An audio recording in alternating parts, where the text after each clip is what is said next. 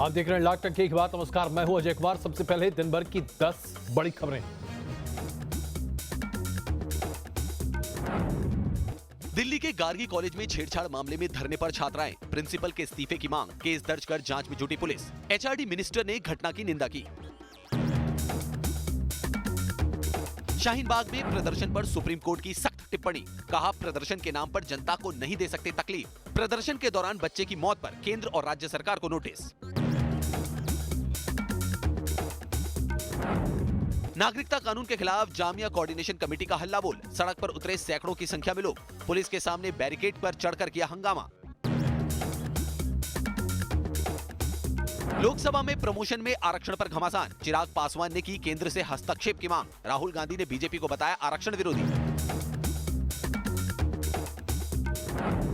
लगातार तीसरे दिन पाकिस्तान ने मेंढर और बालाकोट सेक्टर में तोड़ा सीज फायर, भारतीय सेना की जवाबी कार्रवाई में पाक को भारी नुकसान। केजरीवाल की राह पर चली ममता बनर्जी, पश्चिम बंगाल में मुफ्त बिजली का किया ऐलान, 3 महीने में 75 यूनिट तक मुफ्त बिजली देने की घोषणा।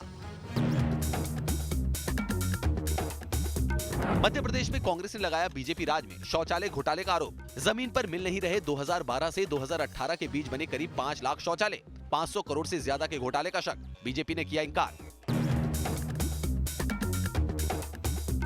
महाराष्ट्र के वर्धा में टीचर को जिंदा जलाने पर बवाल, पुलिस और स्थानीय लोगों में झड़प, पुलिस ने प्रदर्शनकारियों पर लाठीचार्ज किया।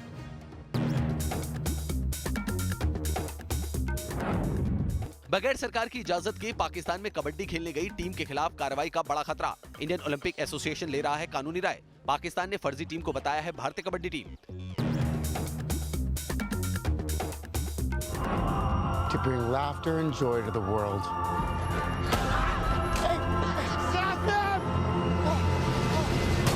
पहली बार साउथ कोरियन फिल्म को मिला ऑस्कर, वर्ग भेद पर बनी film parasite best movie, Brad Pitt को मिला बेस्ट सपोर्टिंग एक्टर का अवार्ड। दिल्ली के शाहीन बाग के प्रदर्शन को लेकर सुप्रीम कोर्ट ने स्पष्ट तौर से यह सवाल पूछा है कि क्या इस देश में किसी को भी यह अधिकार है कि प्रदर्शन के नाम पर आम जनजीवन को पूरी तरीके से स्थगित या उसके साथ साथ उसे अव्यवस्थित कर दे, क्योंकि यह अधिकार किसी के पास नहीं है। आप किसी बात का विरोध कर रहे हैं, विरोध करने का अधिकार आपके पास है, लेकिन विरोध करने के लिए आपको उस तय जगह पर जाना होगा, तय समय के साथ, और उसके साथ साथ परमिशन के आधार पर आप विरोध कर सकते हैं। लेकिन विरोध के दम पर आप लोगों की जिंदगी को मुहाल बना दें, यह अधिकार आपको नहीं है। सुप्रीम कोर्ट ने आज इस बाबत नोटिस ही नहीं जारी किया, बल्कि सिर्फ इस बात से अपने पैर पीछे घसीट लिए कि इस विरोध को, यानी कि शाहीन बाग के रोड जाम को आज ही खत्म नहीं किया, अन्यथा यही होना चाहिए था।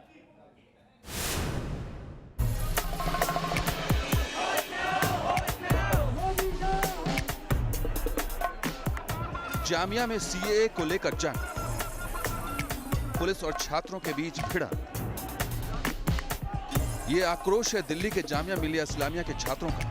जामिया कोऑर्डिनेशन कमेटी की तरफ से छात्रों ने सीएए के खिलाफ मार्च का आह्वान किया था, लेकिन पुलिस ने एक बार फिर इन छात्रों को बीच में ही रोक लिया। पुलिस ने छात्रों को रोकने के लिए बैरिकेडिंग लगाई थी, लेकिन छात्र बैरिकेडिंग तोड़ने पर आमादा दिखे।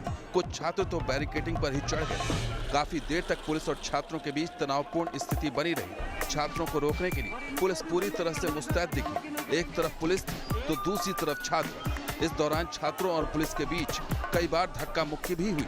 छात्रों को पीछे हटाने के लिए पुलिस कर्मियों को काफी देर तक पसीना बहाना पड़ा। यानी जनरल पब्लिक भी है, यहाँ स्टूडेंट्स भी हैं, दोनों हैं, लोकेलिटी के लोग भी हैं और स्टूडेंट भी हैं। तो आप सभी से यानी हमारी ये गुजारिश है, यानी स्टूडेंट से भी और पुलिस से भी, कि दोनों ही यानी ज़रा अपना थोड़ा सब्र से काम लें। एक तरफ सीएए के खिलाफ जामिया के छात्रों से पुलिस की भिड़ंत हुई, तो वहीं दूसरी तरफ मंडी हाउस इलाके में सीएए के खिलाफ सड़कों पर प्रदर्शनकारी उतर गए। प्रदर्शनकारी संसद का घेराव करना चाहते थे, लेकिन पुलिस ने प्रदर्शनकारियों को मंडी हाउस के पास ही रोक लिया। सीएए को लेकर एक तरफ सड़कों पर संग्राम छिड़ा हुआ है, तो वहीं दूसरी तरफ शाहीन बाग के मामले में देश की सर्वोच्च अदालत ने सख्त लहजे में टिप्पणी की है और कहा है कि इस तरह के आंदोलन और प्रदर्शन के लिए एक खास जगह मुकर्रर होनी चाहिए। सुप्रीम कोर्ट ने सख्त टिप्पणी करते हुए कहा है कि आप कोई रास्ता नहीं रोक सकते, हर कोई ऐसे प्रदर्शन करने लगेगा तो क्या होगा। शाहीन बाग के मामले में जस्टिस संजय किशन कौल और जस्टिस के.एम. जोसेफ की बेंच ने सुनवाई की है और इस मामले में सुप्रीम कोर्ट ने दिल्ली सरकार, केंद्र सरकार और दिल्ली पुलिस को नोटिस जारी कर उन्हें अपना पक्ष रखने को कहा है। अब इस मामले की अगली सुनवाई 17 फरवरी को होगी। दिल्ली से अरविंद सिंह के साथ टीम न्यूज नेशन। और अब आपको दिखाते हैं उत्तर प्रदेश के राज्य मंत्री रघुवराज सिंह के इस बयान के बाद कैसे पूरे देश भर में एक नया बखेड़ा शुरू हो गया है। उनका कहना है कि बुर्का वो महिलाएं पहनती हैं जो राक्षसी होती हैं। इस तरह के बयान देकर आप क्या करना चाहते हैं रघुवराज जी? जिस तरह से आतंकवाद के साथ बुर्के को जोड़ा गया है, उसके बाद तो बात और भी ज्यादा बढ़ती चली जा रही है।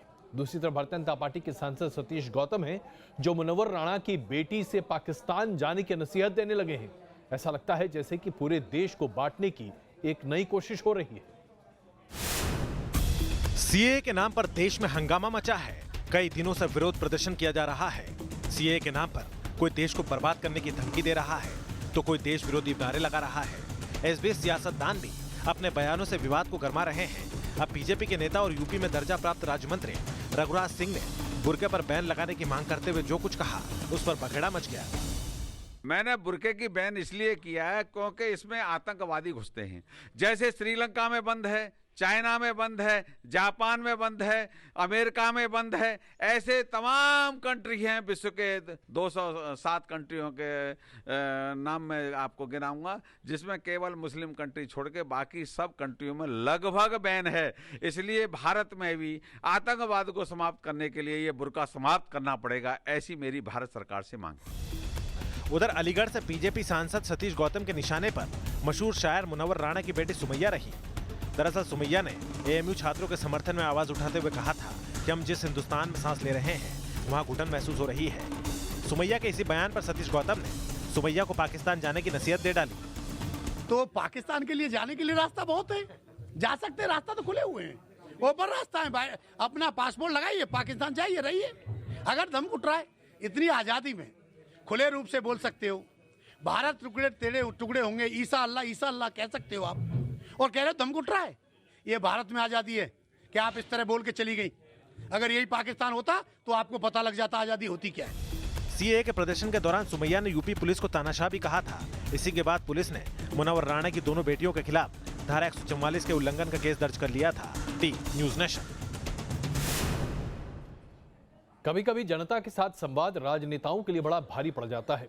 आपको दिखाते हैं कैसे अपना दल के अध्यक्ष और पूर्व केंद्रीय मंत्री अनुप्रिया पटेल मिर्जापुर इलाके के एक स्कूल के कार्यक्रम में गई थीं। बच्चों से संवाद शुरू किया और ये पूछना चाहा कि दरअसल उनका पसंदीदा नेता कौन है। जवाब सुनकर अनुप्रिया पटेल भी खुद मुस्कुराए रह नहीं सकी। अच्छा भाई, तो बताएगा कौन अच्छा सबसे फेवरेट नेता कौन सा है? अपना दल की मुखिया अनुप्रिया पटेल मिर्जापुर में एक स्कूल के समारोह में पहुंची और मंच से सवाल पूछा, सबसे अच्छा नेता कौन? तो सुनिए क्या जवाब मिला। हमारा फेवरेट नेता कौन है? हाँ बताओ बताओ, तुम बताओ। अखिलेश यादव फेवरेट है? अच्छा क्यों फेवरेट है ये भी बताओ। बच्चे ने अखिलेश यादव का नाम लिया तो अनुप्रिया ने बच्चे से इसकी वजह भी पूछ डाली, तो बच्चे ने भी एक एक करके गुणगान करना शुरू कर दिया। यूपी के लिए जैसे तमाम भर्तियां निकाली है, तमाम युवाओं को नौकरी भर्ती की है, युवाओं को नौकरी दी, इसलिए अच्छे नेता है। वेरी गुड, चलो। स्कूल में सामान्य ज्ञान प्रतियोगिता के दौरान अनुप्रिया ने ये सवाल पूछे थे। अनुप्रिया पटेल का ये वीडियो सोशल मीडिया में काफी वायरल हो रहा है। T news nation. अभी तक आपने सुना होगा कि बिहार में खास करके ये बात बड़ी चर्चा में रहती थी कि कृषि क्षेत्र में जो कुछ भी नई परियोजनाओं को सामने रखा जाता था वो सब कुछ कागजी होता था और अधिकारी पैसे डकार जाया करते थे। लेकिन अब मध्य प्रदेश में भी कुछ ऐसा ही हो रहा है। कागज पर शौचालय बने, कागज पर बने शौचालय के आधार पर पेमेंट किया गया। 540 करोड़ का यह घोटाला सामने आया है। 2012 से लेकर 2018 के बीच में यह घोटाला हुआ है, जिसमें शौचालय बने, कागज पर खत्म हो गए, कागज पर फोटोग्राफ है, सिर्फ कागज पर, जमीन पर यानी कि असलियत में कुछ भी नहीं है। मध्य प्रदेश में जब शिवराज सिंह चौहान की सरकार थी तो स्वच्छ भारत मिशन को घर घर तक पहुंचाने के लिए सरकार ने बड़ी मुहिम चलाई थी। घर घर शौचालय बनाने का मिशन शुरू किया गया था। शिवराज सरकार ने इसमें कामयाबी के दावे भी किए थे, लेकिन मौजूदा सरकार इसमें घोटाले का आरोप लगा रही है। कांग्रेस का आरोप है कि एमपी में 4.5 लाख शौचालय सिर्फ कागजों पर बना दिए गए। ये शौचालय साल 2012 से 2018 के बीच बने थे। करीब 540 करोड़ रुपए का घोटाला होने का आरोप लगाया जा रहा है। हर तरह के क्षेत्रों में भ्रष्टाचार आ रहा है। ये राजनीतिक दुर्भावना से बातें नहीं है, पर ये जरूर है कि भाषण थे, काम कम था। इसकी जांच भी करा रही सर 100%। मौजूदा सरकार के आरोपों का आधार वो खुलासा है जिसमें अधिकारियों ने जब शौचालय की जियो टैगिंग शुरू की थी तो जिन लोकेशन पर शौचालय दिखाए गए थे वो जमीन पर मिल ही नहीं रहे थे। हालांकि बीजेपी ने इन आरोपों को खारिज किया है। अब आवास जब ये बनाएंगे ही नहीं, शौचालय जब ये बनाएंगे नहीं, तो स्वाभाविक रूप से ये चीजें, विसंगतियां उभर के आएंगी। निरंतर मॉनिटरिंग हो, अगर कोई दोषी है तो दंडित हो, कोई भी हो, कितना भी बड़ा हो, कहीं भी हो। अब कमलनाथ सरकार इस मामले की जांच की बात कर रही है और जांच के बाद ही पता चलेगा कि एमपी में शौचालय निर्माण का असली खेल क्या है। Team news nation. और इसके साथ ही एक नई लिस्ट तैयार हो गई है फिल्मों को देखने के लिए, क्योंकि ऑस्कर के बाद एक नई खेप आती है फिल्मों की।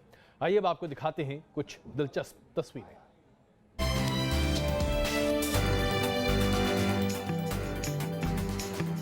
इस वीडियो में क्या हो रहा है भले उसका मतलब समझ में ना आए, लेकिन ऐसा अद्भुत तालमेल देखना दिलचस्प है।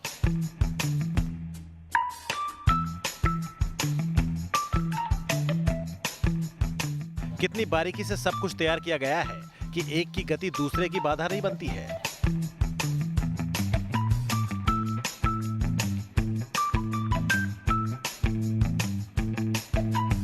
और यही तालमेल इस वीडियो की खूबसूरती है।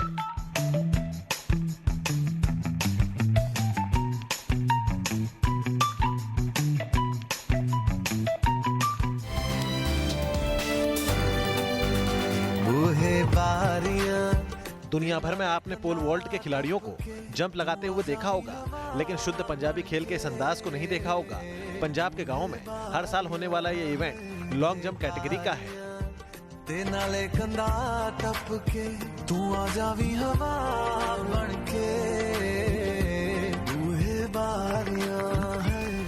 यह हाई जंप नहीं कहा जा सकता, लेकिन प्लेयर की जंप और लैंडिंग जबरदस्त है।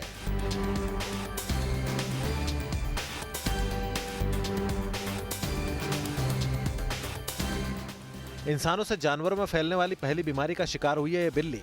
इसे टैब पर वीडियो देखने का ऐसा शौक है कि अगर इसे वीडियो देखते वक्त कोई मोबाइल हटाए तो ये मारने काटने पर उतारू हो जाती है।